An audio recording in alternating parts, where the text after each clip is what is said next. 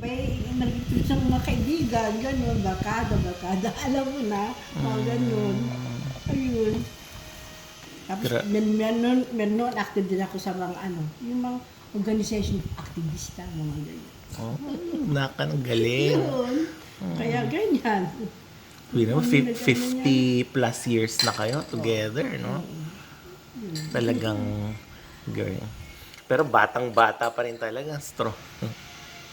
Si Uncle hindi naman kasi walang bisyo eh, no? Oo, siya. Oo, hindi umiinom. Wala bisyo. Minsan siya nagsigarilyo nun, ay, ginagawa ko. Irim-rim na, sige, parang gusto mo na. Maano ka dyan, sige ka, para mabis mo, para mabis ka na mawala, para baka ako, sabi ko, binibiro ko ganyan. Pero at least huminto siya. Huminto siya. Tsaka wala pag hindi siya umiinom kasi allergy. Allergic siya.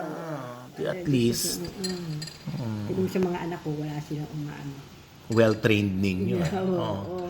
They're all well-trained. Pati no, pag nag-aaral sila dito, pagkakadating ng gabi. Kasi natatakot ako makabataan dito ng araw. Bata pa, iinom-inom na. No? Sila talagang minomonitor ko sila. Pagka magpapaan, mami, punta ako sa ganyan.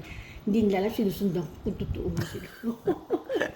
Talagang magulang na magulang. Taking Ayoko care kasi, of your children. Oo.